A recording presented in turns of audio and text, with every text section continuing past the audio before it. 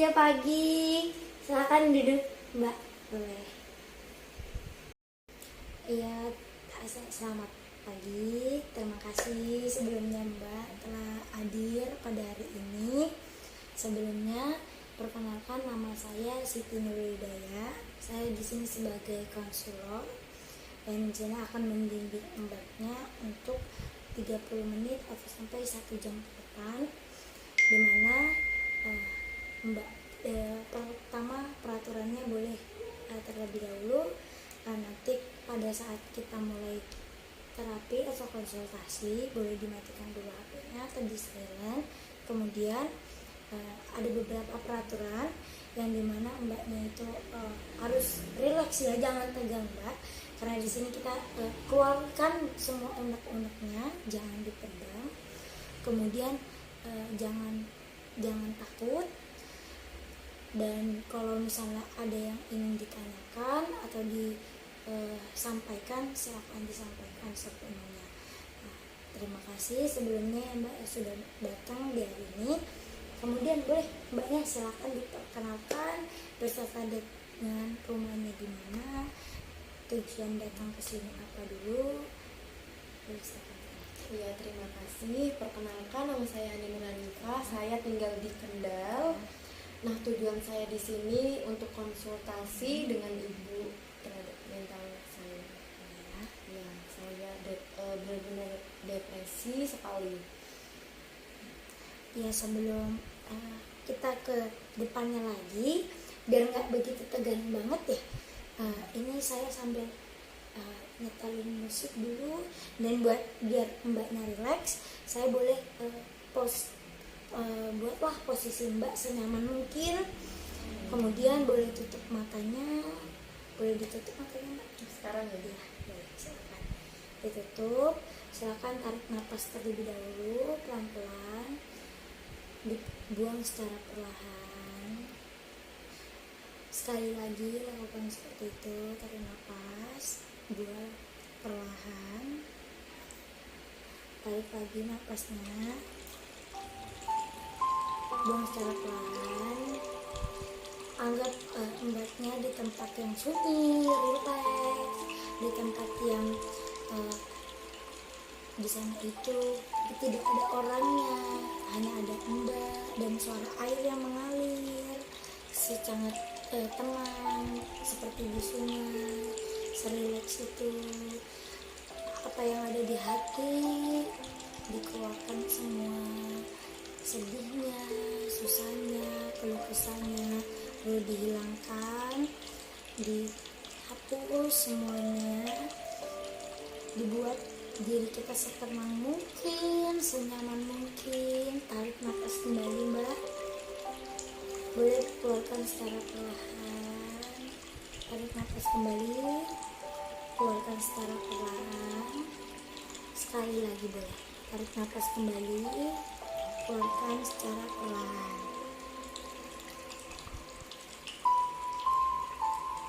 Oke, boleh, silakan dibuka kembali matanya. Gimana rasanya?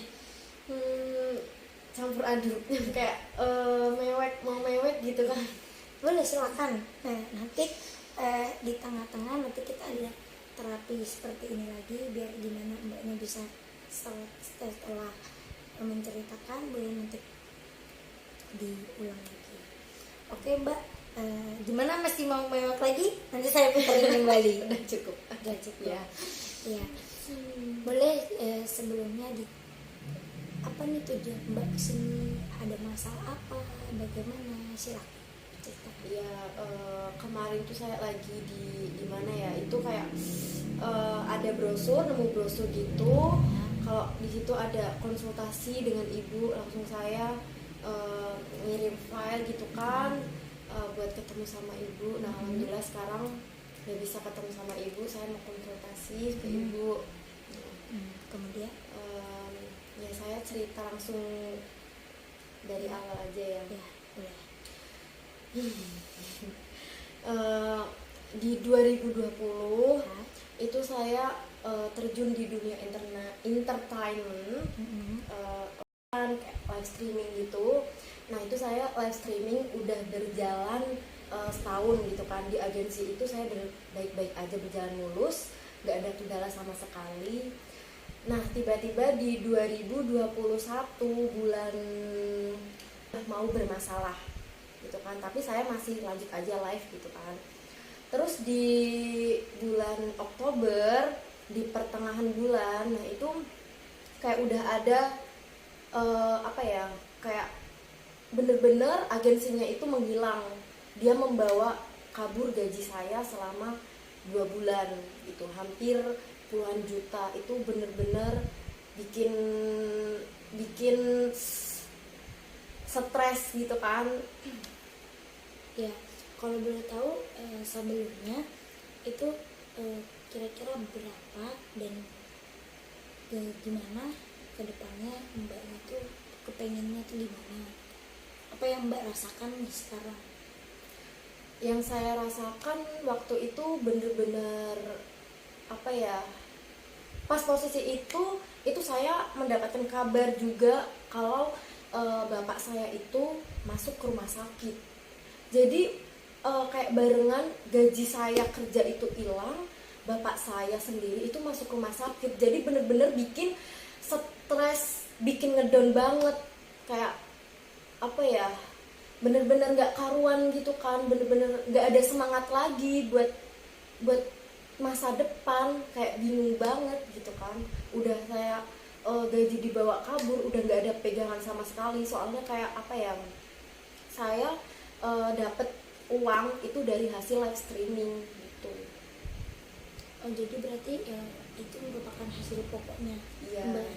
Jadi untuk yang bisa kalau endorsement gitu kan ya nggak segitu, nggak seberapa lah gitu kan. jadi buat kehidupan sehari-harinya ya, pokoknya dari situ. Nah, untuk kedepannya nih mbaknya rencananya tuh pengennya gimana? Atau mbak udah pernah ngelakuin oh saya ini udah coba untuk apa kendalanya sekarang, misalnya itu susah buat move on atau bagaimana? Coba silakan. Ya saya kayak sebulan setelah kejadian itu pas abis kejadian itu sebenarnya saya mau laporkan ke polisi gitu kan. Kayak mikirnya kayak dia membawa kabur gaji gitu kan, tapi kayak dari situ tuh gak ada yang bisa support gitu kan, gak ada yang support buat saya buat laporkan ke polisi. Nah jadi kayak saya bener-bener di situ bingung kedepannya tuh harus gimana. Itu abis itu kayak ya udah, kayak aku pengennya ngelupain itu, kayak ngeikhlasin. Teman-teman juga udah pada bilang ikhlasin aja gitu kan. Ya saya bisa terima ikhlasin, tapi sebenarnya di lubuk hati saya pun nggak bisa ikhlas dengan begitu saja. Itu kayak nggak bisa gitu loh Bu ya.